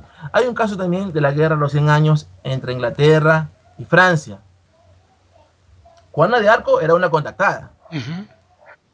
Y esto aún no lo he confirmado, pero tengo una fuente que tengo que confirmarla, que del otro lado, William Wallace también lo contactado. O sea, tenemos dos contactados en ambos bandos que les daban pelear por su patria. Todos estos eventos reunidos a mí me dan el panorama de que estas entidades intervienen, pero generalmente intervienen para nuestro mal. Ese es mi punto de vista. Sí, sí, sí. Y yo lo que trato de hacer es reunir eso. Ahora, si aceptásemos eso, la pregunta es ¿por qué? ¿Qué ganan ellos haciendo esto con nosotros? Y ahí viene esta otra parte también más polémica aún, de las energías como alimento de los dioses. Totalmente. Las energías de sufrimiento como alimento. Yo, a muchas personas muy serias, a las que respeto mucho, esto le parece descabellado, respeto mucho eso, pero como explicación, hasta ahora me parece la que más le ha sentido a todo el panorama. Sí, sí, aparte... Es como que se alimentaran, como que provocan el sufrimiento para alimentarse de eso. David, de esto que vos estás diciendo, que aparte ya es un tema en sí mismo que merece un programa exclusivo porque hay mucho para hablar al respecto. Por suerte en el encuentro anterior que tuvimos relataste mucho respecto a lo que has investigado de los sacrificios, pero vos fíjate que te voy a nombrar una fuente totalmente distinta a la que vos estás nombrando para llegar al mismo lugar.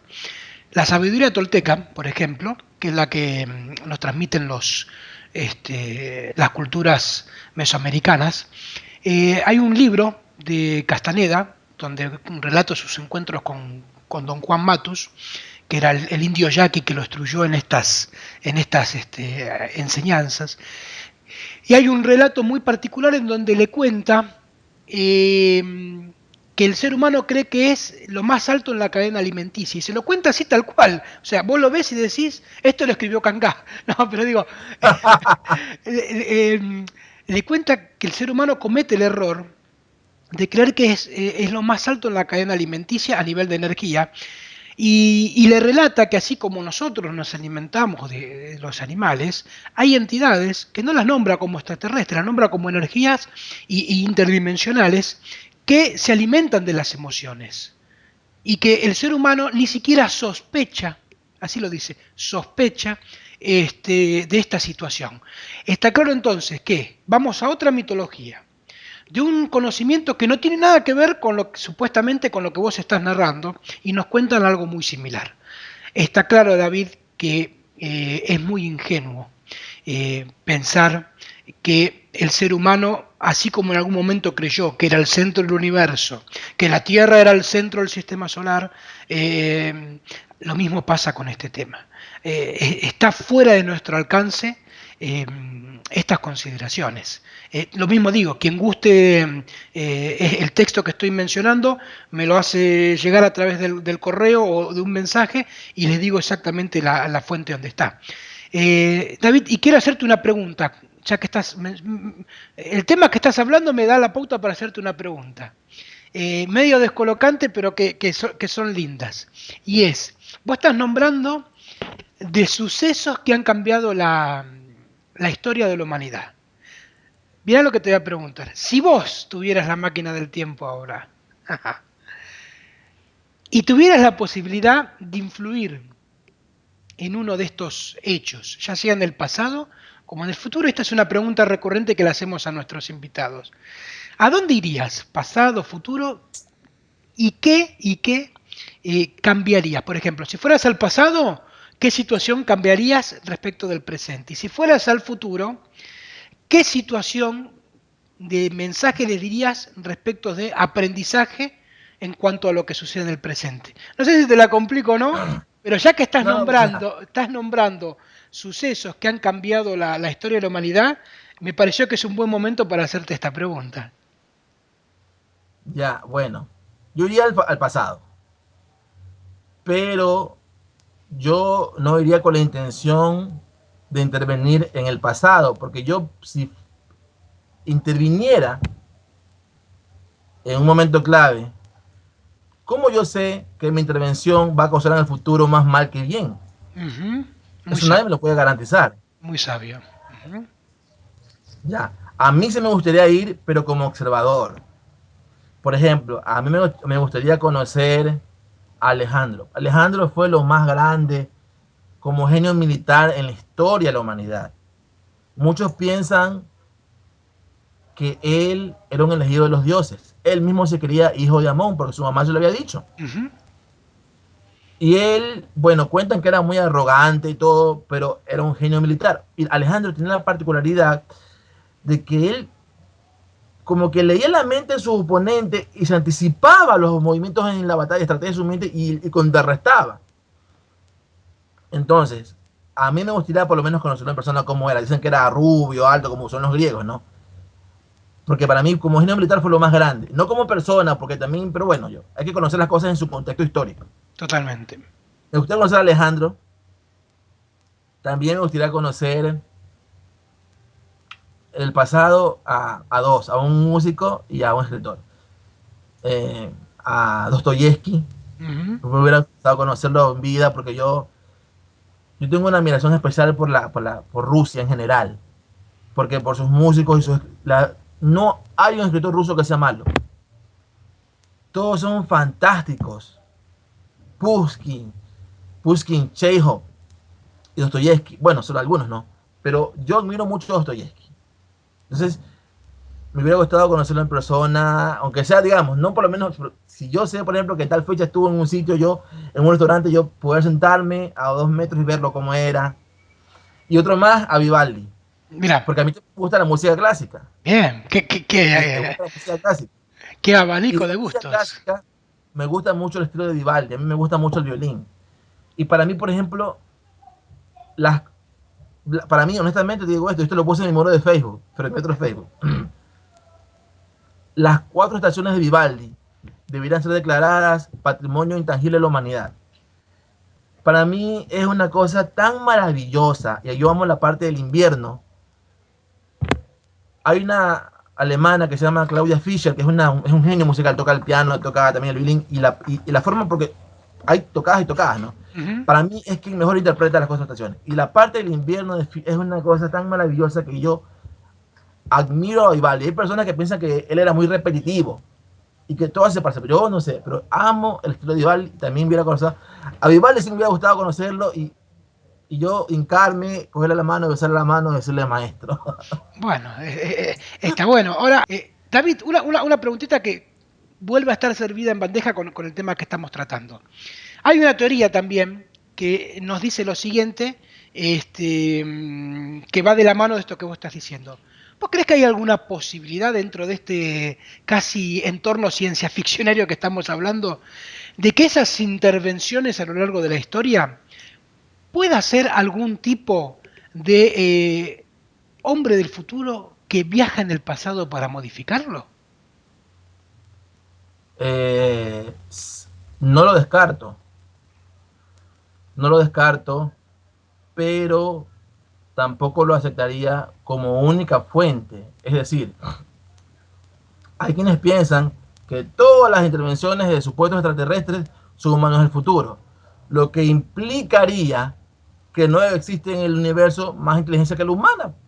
La Ujú. humana actual es la humana del futuro, pues. Es otra forma de decir que somos los únicos en el universo. Y eso para mí es absurdo. Dentro de la intervención de seres de otras partes del cosmos o de otras dimensiones Que también haya intervenciones de humanos que vienen en el futuro, para mí no tiene nada descabellado, pero como parte más de otras que son de alienígenas. Bien, bien. No, preguntaba esto porque también es una de las preguntas que uno va leyendo la misma gente va haciendo en los posts y a veces resulta interesante cuando está la oportunidad de hablarlas, responder a eso que la gente ha ido preguntando. Y bueno, y David, ya Sí, sí. como para ir cerrando nuestro encuentro muy grato, quería preguntarte nada respecto de tus proyectos, en qué estás con tu libro, próximas entrevistas, bueno, lo que gustes contarnos. Sí, estoy en mi libro. El proyecto que tengo es el proyecto del libro. El próximo libro cuyo título es La conspiración del ángel Gabriel. Bien. Um, Estoy el capítulo 8 9. Faltan como unos 3 o 4 capítulos más. Eso lo haría unos 2 o 3 meses más. Lo que pasa es que como ahora tengo más gente que me escribe y que me llama, me quitan tiempo. Yo soy un proletario como ustedes. Entonces yo el tiempo que no trabajo dedico al libro. Pero a veces el tiempo que no trabajo, tengo que escribir y me encuentro con mensajes y cosas. Y yo estoy así con esta disyuntiva de que Y, buscarme tiempo donde no tengo. bueno, es el precio de la fama, David. Pero les agradezco mucho a todas las personas que me escriben. Me siento muy honrado. En la mayoría de los casos no soy merecedor de tanto elogio. Pero la intención es lo que cuenta y yo la verdad es que le agradezco mucho. Y bueno, ese es mi proyecto y la verdad es que yo quisiera con ese libro cerrar el vínculo, ya, o sea, el tema este de Yahvé y quién es Yahvé, porque pienso que ya he dedicado demasiado tiempo a eso. Y no digo que no escribiré más en el futuro, pero como que quiero ir cerrando, es decir, por ejemplo, este libro, yo estimo que será un libro de unas 700 páginas. Ah, bueno, Entonces quiero hacerlo lo más fundamentado posible y con eso cerrar ese círculo y después que vengan las otras generaciones que lean mi libro y encuentren mis fallas y me refuten, escriban más y más y más y bueno. bien. Y alguna entrevista que tengas en vista, algún lugar donde podamos encontrarte próximamente? Ya, yo soy muy abierto a las entrevistas, no soy una persona mediática, para mí es, o sea, he estado en la televisión un par de veces, en la radio, pero no es algo de mi vida diaria, es lo excepcional de mi vida diaria. A raíz de la entrevista anterior, publicada en internet en YouTube, hay personas que me han propuesto otro par de entrevistas más, y yo no, en principio no estoy opuesto a eso, pero básicamente más que esto, mi vida, no tengo mucho más que contarles, o sea, lo que sé, un poco entre lo que vieron en el video anterior y esto, básicamente saben cómo pienso. Bien. Bueno, y una Entonces, última, bueno, pero ¿hay algo en vista? ¿Algún... Oh, o sea, yo, el otro libro y publicarlo en los medios posibles y eso por el momento. bien, Después no sé, no está en mis planes escribir sobre el mismo tema. Aunque Jaime Rodríguez me dice, David, eso es imposible porque yo te veo como tú eres apasionado y eso no va, bueno, es mi intención cerrar ese círculo. bien. Porque, o sea, a mí me apasiona realmente la ufología, o sea, ese aspecto, pero no es lo único que me apasiona. Hay otras cosas en la vida que me apasionan. A veces uno, por leer sobre estas cosas, no tiene tiempo para leer sobre... Me gusta la literatura clásica. Hay muchas cosas clásicas que no he leído. Y yo quisiera, cuando publique otro libro, quisiera un tiempo dedicarle a lo otro que también es importante para mí. Yo Ujú. me he leído la mayoría de los libros de Dostoyevsky, quiero terminarlos todos, por ejemplo. Sí, sí, sí, Y sí.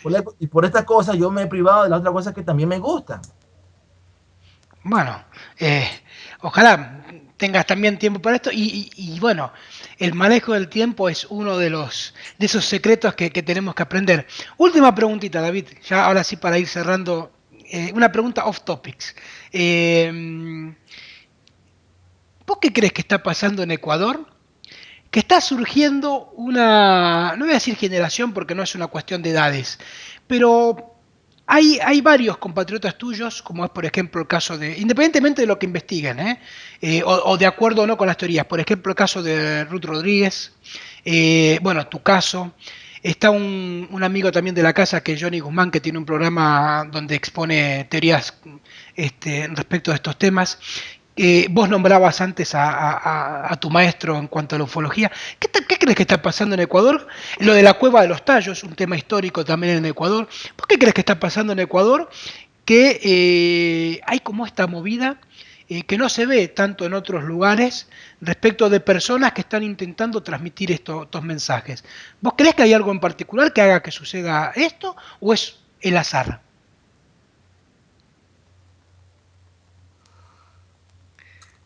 Mira, no sé si sea algo tan relevante, o sea, como medio donde el tema de las cosas de esos tópicos se analicen, no es un gran medio. Hay otros países, México, Argentina, donde este tema tiene mucha más difusión y hay mucho más campo para esto. Si tú comparas como medios, como sociedades, no es un gran medio la ecuatoriana comparada con las demás. Lo que resalta es que en este momento histórico hay uno, dos, tres personas que coinciden hablando de esto al mismo tiempo, pero lo cual no refleja que la sociedad en sí esté tan interesada o volcada al tema, Ujú. objetivamente hablando. Sí, te entiendo. Claro, para este también lo tenemos en cuenta la cantidad de población y hacemos una relación, es bastante importante, digamos. Pero me alegro porque aparte uno se siente muy a gusto cuando se encuentra con gente así de tu carisma como para hablar de estos temas, sobre todo teniendo en cuenta esto que mencionamos. David, como ahora sí, última cuestión, ¿dónde te encuentra la gente? ¿Cómo te contacta? ¿Cómo página web, canal de YouTube, Facebook? Ya, en mi página web, tú la vas a poner ahí cuando terminemos la entrevista, que igual es davidcangacoroso.com. Asimismo, con ese nombre, David Cangacoroso, me encuentran en Facebook. Y, y para mis libros lo pueden comprar en mi página web en formato PDF o hacer las gestiones para el envío físico. Y si quieren en formato ebook o Kindle, en Amazon, que también está en Amazon mis libros. Y te Con mi encuentran, nombre buscan David Cangacoroso y también encuentran. te encuentran. Bueno, O bueno, buscan con mi título, como escritor, con mi nombre, como David Cangá, o con el nombre de mis libros, Enmascarando Yahvé o el otro libro. bueno, David, sinceramente un gusto y están pendientes dos encuentros, al menos. Yo te estoy sacando tiempo para tu libro, digo, al menos hay dos encuentros próximos que habíamos ya acordado con David Parceriza, donde vamos a tratar temas que hoy, justamente como lo vamos a tratar especialmente en esos próximos programas, hoy ni rozamos, que son tecnología ancestral y alienígena en la Biblia y toda la teoría de Jesús como un híbrido o como un ser que está ligado dentro de estos temas. No los hablamos hoy porque es una sorpresa en estos próximos programas. Así que será entonces a estos próximos encuentros y te agradezco muchísimo tu tiempo, tu amabilidad, tu carisma y sobre todo porque hoy de la buena manera hemos desenmascarado a David Cangá y hemos conocido la persona que está detrás del investigador, que a mí en lo particular y sé que a mucha gente nos interesa porque si no se termina transformando en gente que habla de un tema y cuando le ves la vida decís hay incoherencia. Sin embargo, cuando hacemos estas cosas descubrimos que detrás de ese gran investigador también hay una gran persona. Te agradezco mucho, David, acompañarnos. Muchas gracias por tus palabras y por el tiempo y por la publicidad que me hace. A mi amigo un gusto y bueno, estamos encontrándonos en estos próximos programas y gracias a ustedes también por acompañarnos y será hasta el próximo video programa de Tu Propio Camino.oro.